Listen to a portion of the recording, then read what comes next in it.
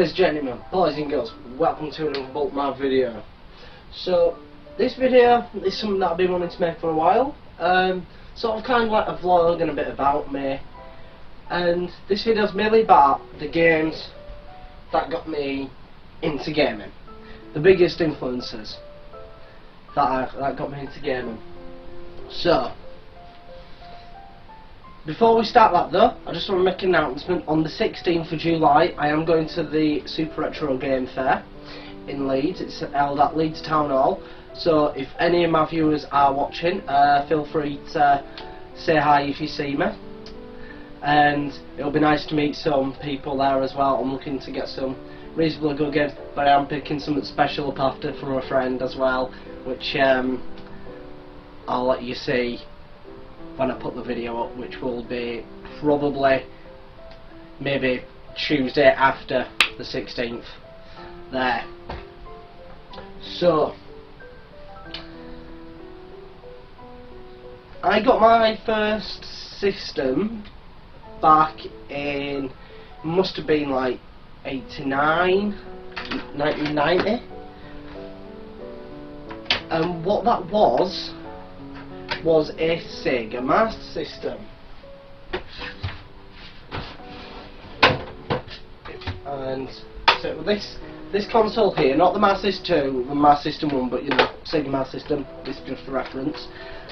And the game that was, and I didn't have any real games on it apart from like the Ninja and stuff like that. So the only game I played was the game that was built in. Now, the game that was built into mine was Alex the Kid. Now, Alex the Kid was one of my first games that I ever played on it. And one of my friends, well, one of my sister friends, he had a Master System 2. This model here, and this had Sonic the Hedgehog in. So, let's start with Alex the Kid. So, Alex the Kid was the first game that I ever played. It was a platformer. Really high pace. The only thing about it now, going back on it, is that you find it to be quite slippery in the movement and everything like that as well. But you know, it's a cutesy style. You fight enemies by playing rock, paper, scissors in that, and you know, all you're doing is trying to find the princess, pretty much. So standard fare there, standard fare.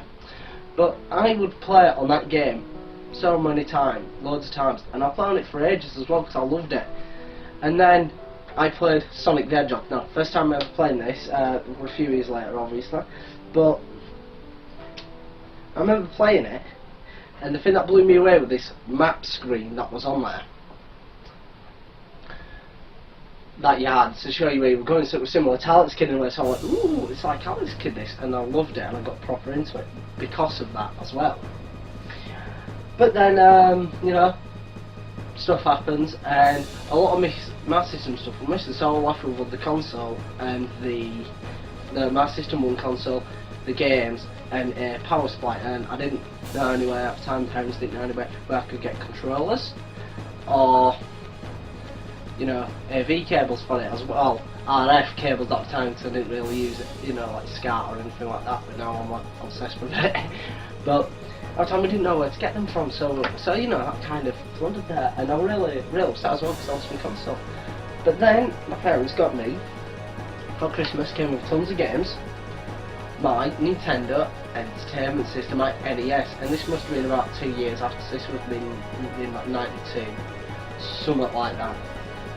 And the games that I got with it were Castlevania, Teenage Mutant Ninja Turtles 2, the arcade game, and I got Solar Jetman, Home Alone 2, and Blue Shadow, I believe, as well.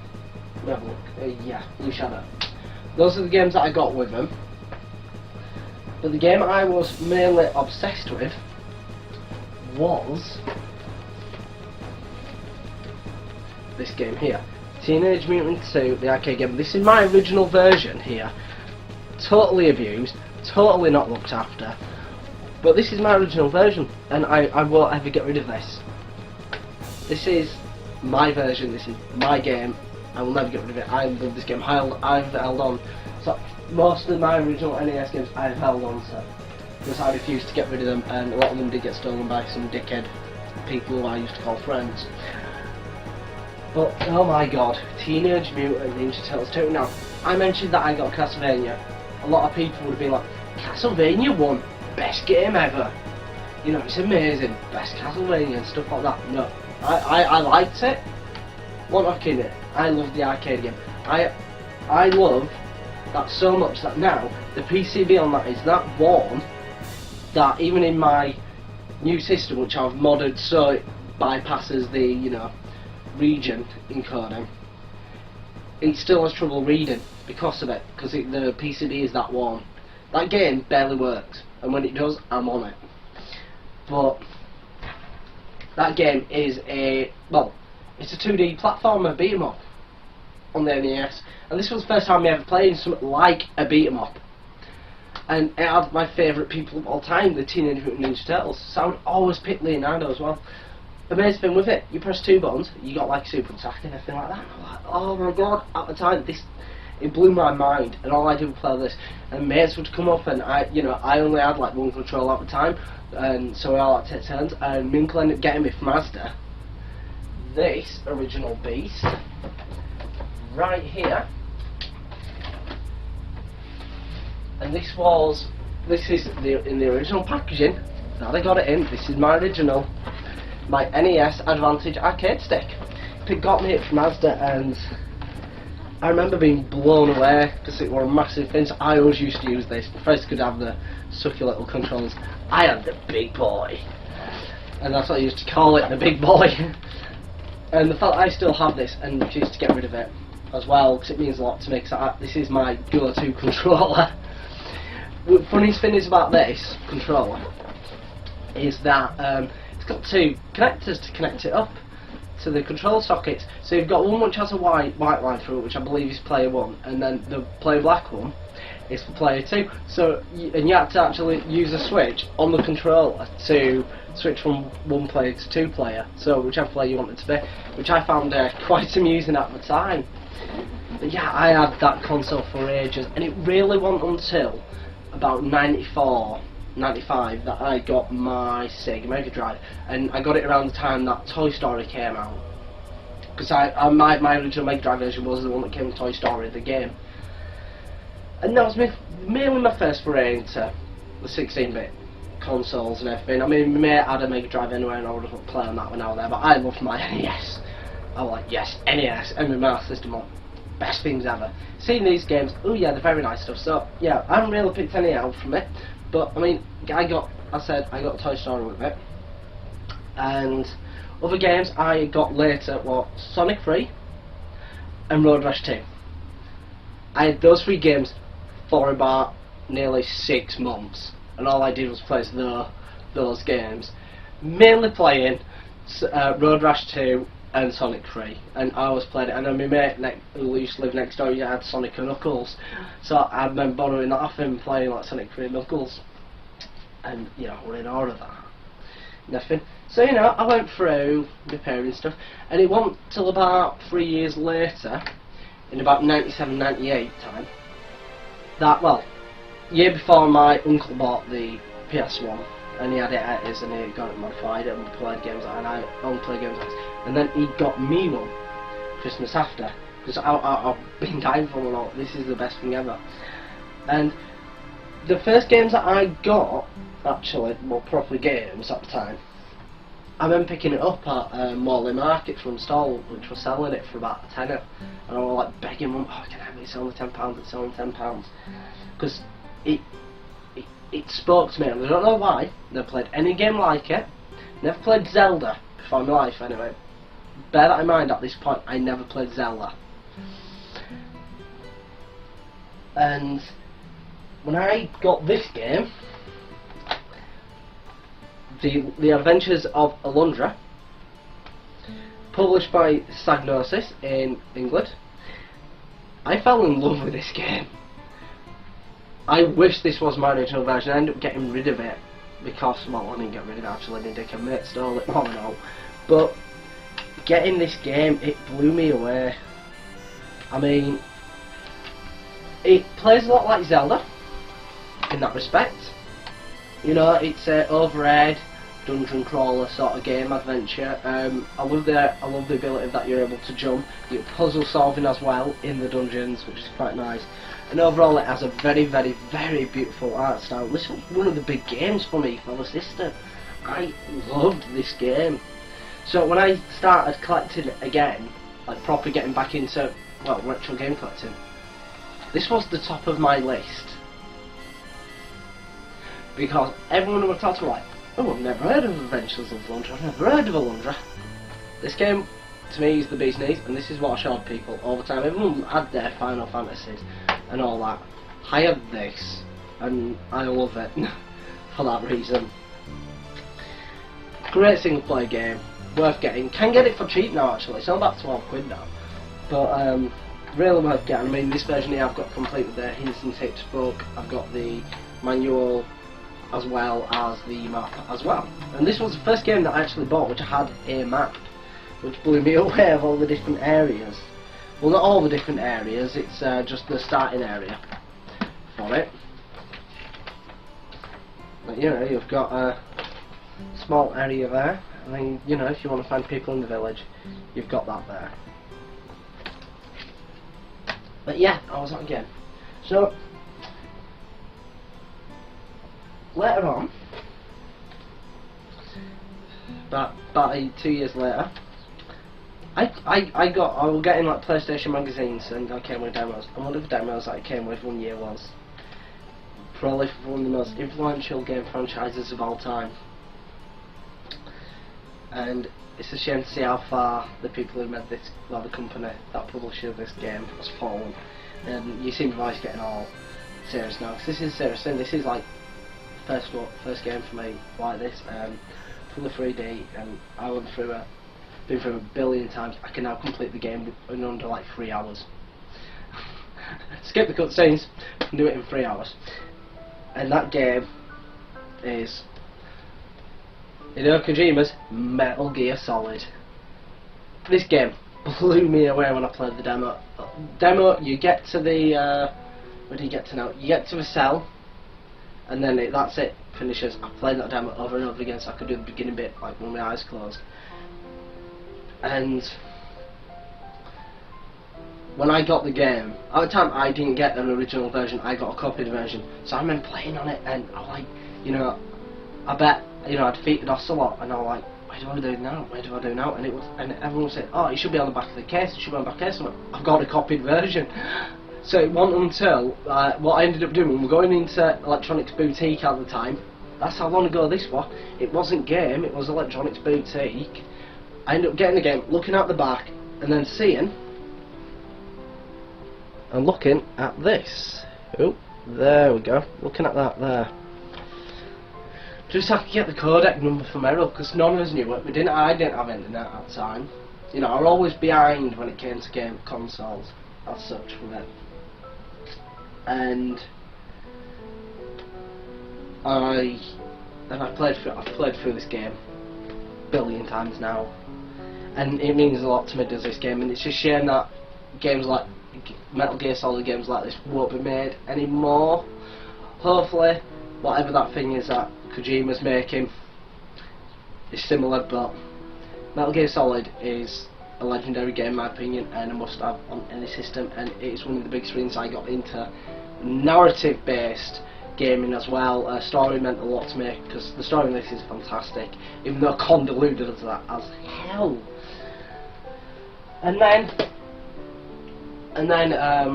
the thing that really cemented gaming to me, obviously I got a PC now in about 99, 2000, and I also got, when I got Renova, I was lucky enough for my parents to get me a Nintendo 64.